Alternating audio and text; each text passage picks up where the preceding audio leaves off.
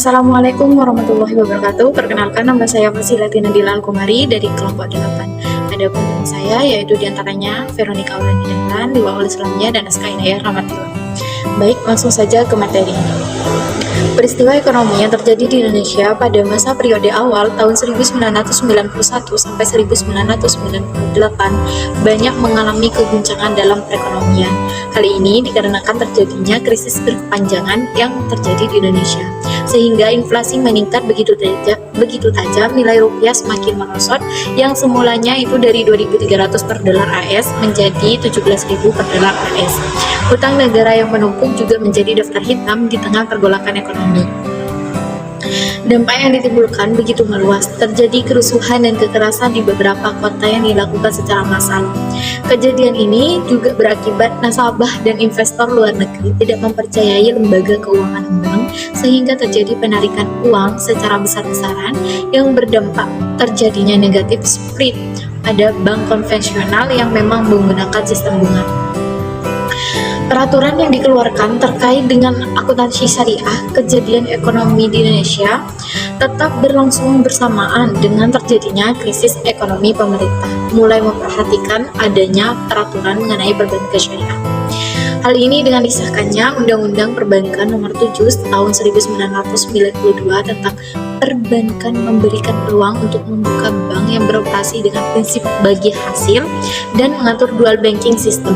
Pada tanggal 1 November 1991 didirikan PT Bank Muamalat Indonesia (TBK) yang diprakarsai oleh Majelis Ulama Indonesia atau MUI dan pemerintah Indonesia dan memulai kegiatan operasinya pada 27 Syawal 1412 atau 1 Mei 1992.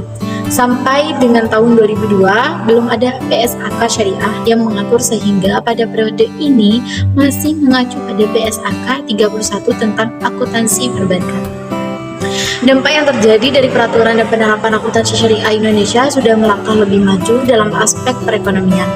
Indonesia yang berpenduduk muslim terbanyak di seluruh dunia pada akhirnya berani memulai langkah dalam perekonomian syariah.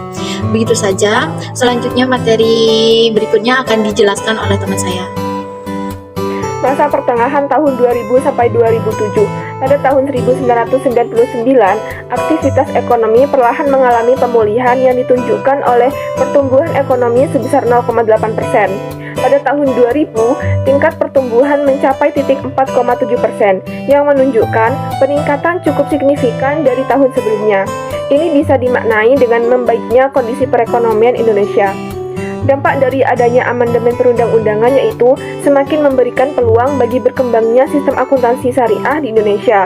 Akan tetapi, pengembangan dalam pengkajian sistem akuntansi syariah non-bank harus dilakukan agar bisa mengakomodir seluruh lini dari sistem lembaga keuangan syariah. Pada masa sekarang atau 2008 sampai sekarang, peristiwa ekonomi yang terjadi di Indonesia, akuntansi syariah memiliki tantangan dan kendala, yaitu pada formula formal atau standar, yang mana aset sebagai aktiva sama dengan pasifa tanpa melibatkan bunga atau uang yang bersifat perdagangan.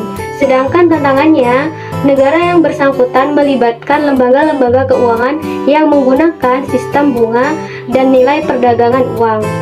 B. Peraturan yang dikeluarkan terkait dengan akuntansi syariah. Sebagai langkah konkret dari Bank Indonesia untuk mengembangkan perbankan syariah, maka BI telah membuat standar strategi pengembangan pasar perbankan syariah, yaitu ada 6 poin. Yang pertama, menerapkan visi baru pada fase 1 tahun. Yang kedua, program pencitraan pada yang meliputi aspek position, differentiation, dan branding. Yang ketiga, program pemetaan baru secara lebih akurat.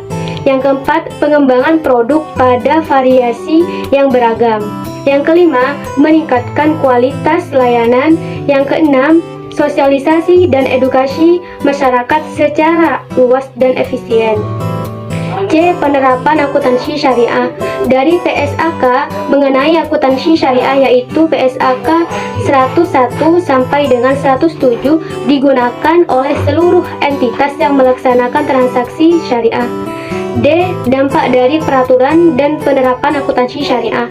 Dampaknya lebih menunjukkan pada pengembangan ilmu pengetahuan mengenakan syariah dan perbaikan sistem akuntansi syariah. Baik, di sini saya akan menyampaikan kesimpulan materi. Beberapa tahapan dalam perkembangan peraturan dan penerapan akuntansi syariah di Indonesia menunjukkan adanya perkembangan. Pada awal Indonesia baru saja merintis munculnya ekonomi syariah dan sistem akuntansi syariah. Pada tahap pertengahan sudah mulai adanya peraturan yang khusus diperuntukkan bagi perbankan syariah. Karena kemunculan ekonomi syariah pertama kali dipraktikkan oleh lembaga keuangan bank, maka wajar pemerintah lebih memfokuskan peraturan bagi perbankan syariah. Pada masa sekarang sudah adanya perundangan yang mengatur ekonomi syariah dan akuntansi syariah juga sudah memiliki panduan dalam pengaplikasiannya. Memang pada kenyataannya pengaplikasian akuntansi syariah masih belum sempurna. Hal ini dapat dilihat dari pengamatan. Pertama, terkait peraturan terhadap jam sholat bagi pegawai di semua perbankan syariah. Seharusnya ditegaskan agar tepat waktu seperti Bank BNI yang telah menerapkan hal tersebut. Yang kedua, perbankan seharusnya melakukan pengkajian lebih dalam mengenai akad-akad yang bisa digunakan dalam perbankan syariah, agar akad salam, istisna, dan akad yang belum diterapkan dalam perbankan dapat diaplikasikan. Yang ketiga, dukungan yang intensif dari pemerintah agar perkembangan sistem ekonomi dan akuntansi syariah bisa lebih berkembang. Sekian dari kelompok kami. Wassalamualaikum warahmatullahi wabarakatuh.